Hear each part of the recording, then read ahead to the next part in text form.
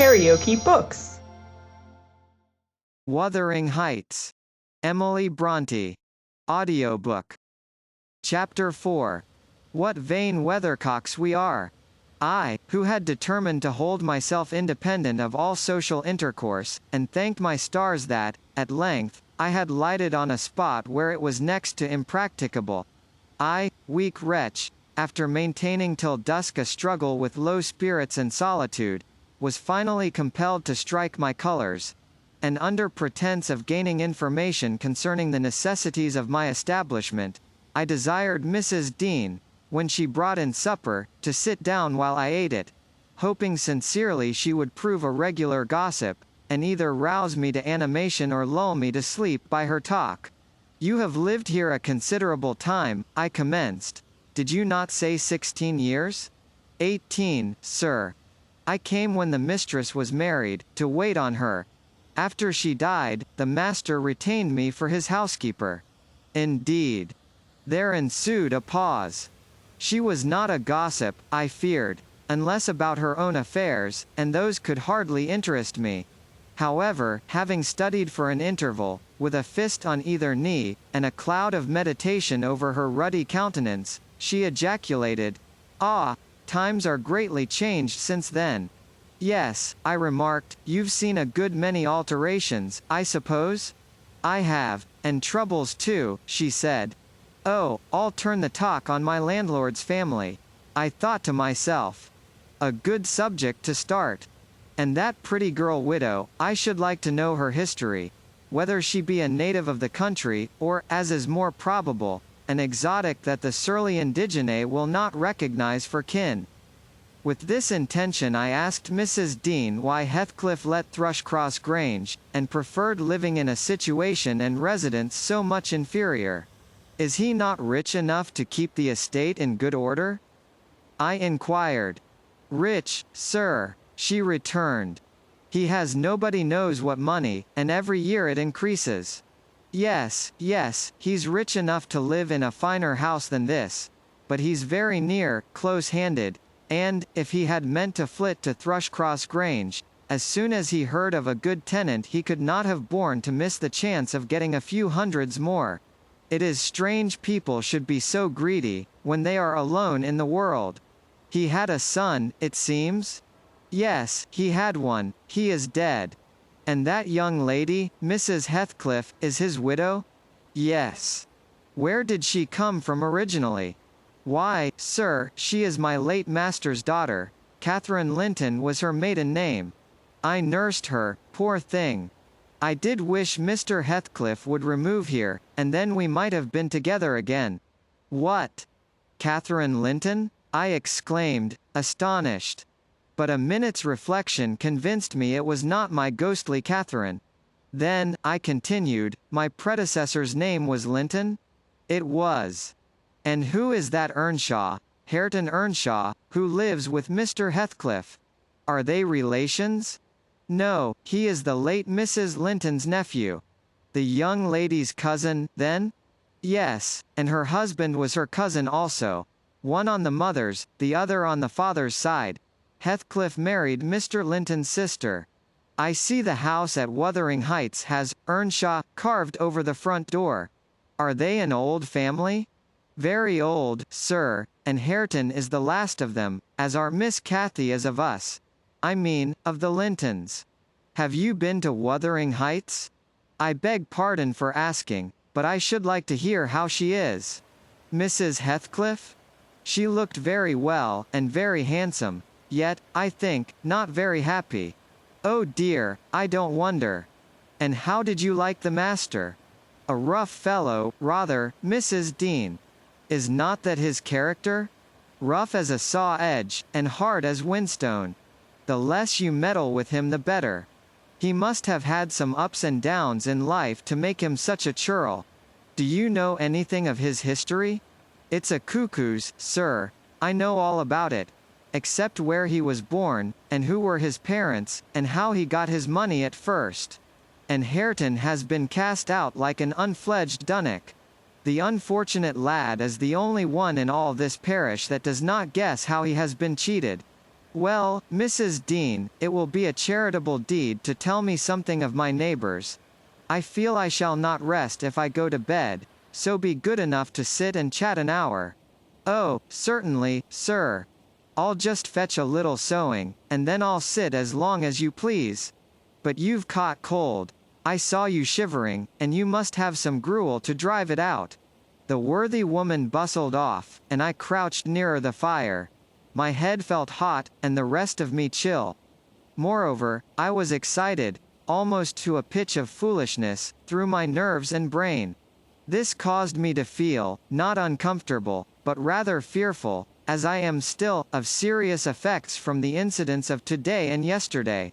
She returned presently, bringing a smoking basin and a basket of work, and, having placed the former on the hob, drew in her seat, evidently pleased to find me so companionable.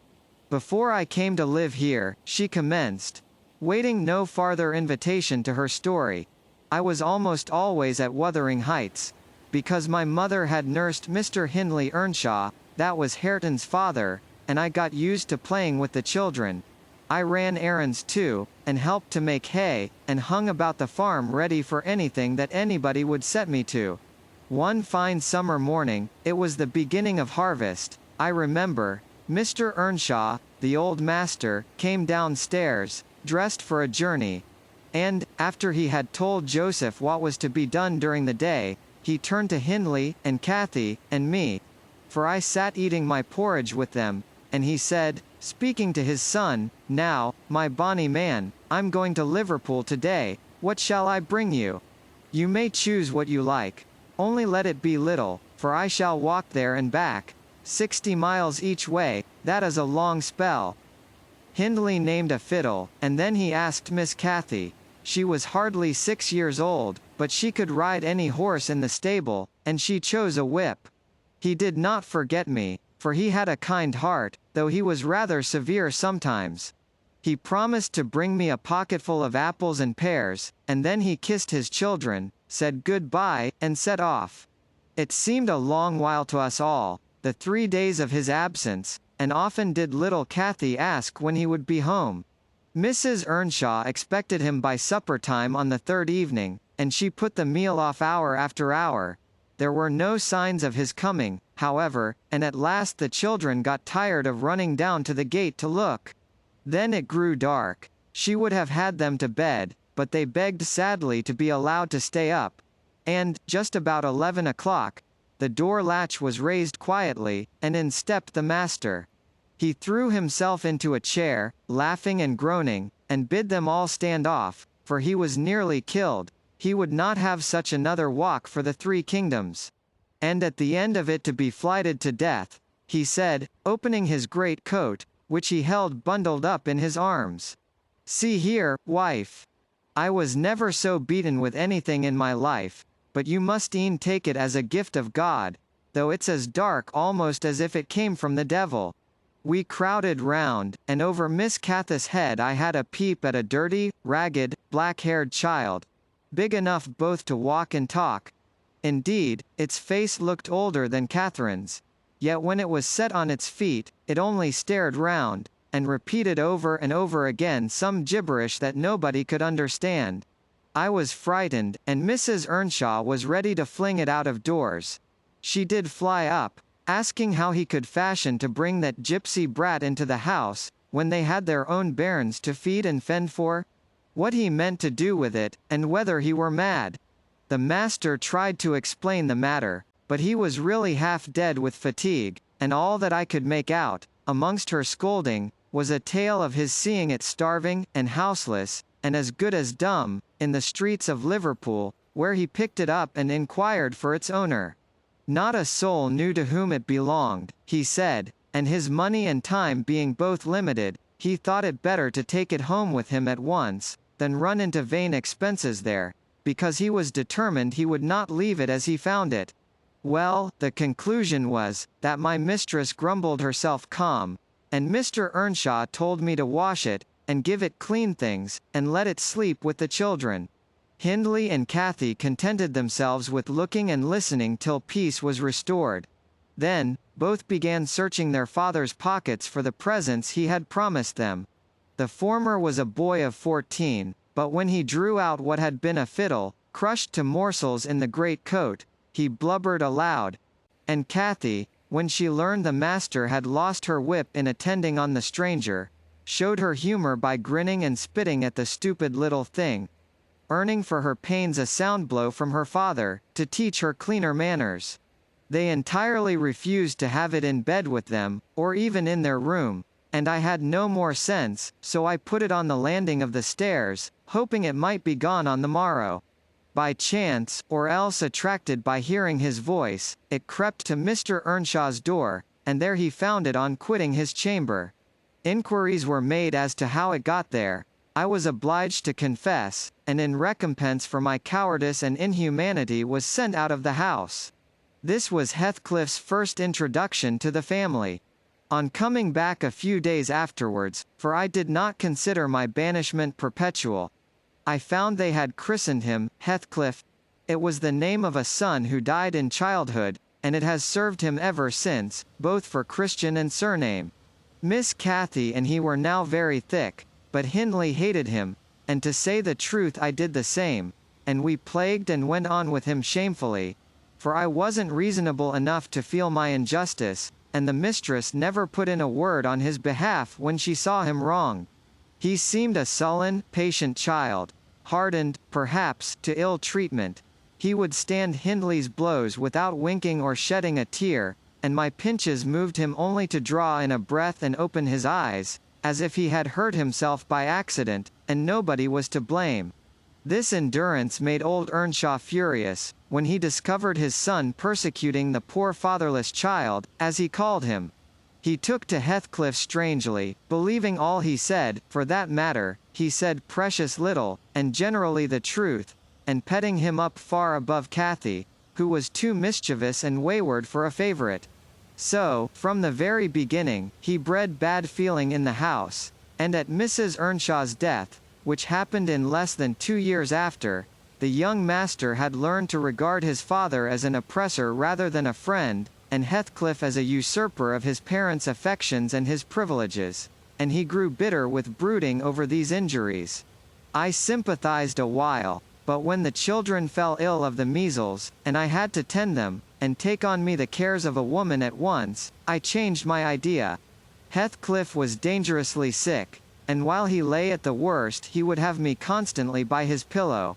I suppose he felt I did a good deal for him, and he hadn't wit to guess that I was compelled to do it. However, I will say this, he was the quietest child that ever nurse watched over. The difference between him and the others forced me to be less partial. Kathy and her brother harassed me terribly. He was as uncomplaining as a lamb. Though hardness, not gentleness, made him give little trouble. He got through, and the doctor affirmed it was in a great measure owing to me, and praised me for my care. I was vain of his commendations, and softened towards the being by whose means I earned them, and thus Hindley lost his last ally. Still I couldn't dote on Heathcliff, and I wondered often what my master saw to admire so much in the sullen boy, who never, to my recollection, repaid his indulgence by any sign of gratitude. He was not insolent to his benefactor, he was simply insensible. Though knowing perfectly the hold he had on his heart, and conscious he had only to speak and all the house would be obliged to bend to his wishes. As an instance, I remember Mr. Earnshaw once bought a couple of colts at the parish fair, and gave the lads each one. Heathcliff took the handsomest, but it soon fell lame, and when he discovered it, he said to Hindley, "You must exchange horses with me. I don't like mine, and if you won't I shall tell your father of the 3 thrashings you've given me this week, and show him my arm, which is black to the shoulder." Hindley put out his tongue, and cuffed him over the ears. "You'd better do it at once," he persisted, escaping to the porch. They were in the stable. "You will have to, and if I speak of these blows, you'll get them again with interest." "Off, dog!" cried Hindley, threatening him with an iron weight used for weighing potatoes and hay. "Throw it," he replied, standing still, "and then I'll tell how you boasted that you would turn me out of doors as soon as he died. and see whether he will not turn you out directly." Hindley threw it, hitting him on the breast, and down he fell, but staggered up immediately, breathless and white, and, had not I prevented it, he would have gone just so to the master, and got full revenge by letting his condition plead for him, intimating who had caused it. "Take my colt, gypsy, then," said young Earnshaw, "and I pray that he may break your neck. Take him, and be damned, you beggarly interloper. And wheedle my father out of all he has. Only afterwards show him what you are, imp of Satan. And take that, I hope he'll kick out your brains." Heathcliff had gone to loose the beast, and shift it to his own stall. He was passing behind it, when Hindley finished his speech by knocking him under its feet, and without stopping to examine whether his hopes were fulfilled, ran away as fast as he could.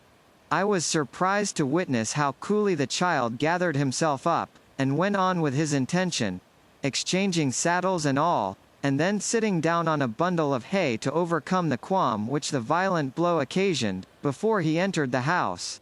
I persuaded him easily to let me lay the blame of his bruises on the horse. He minded little what tale was told, since he had what he wanted. He complained so seldom, indeed, of such stirs as these, that I really thought him not vindictive. I was deceived completely, as you will hear.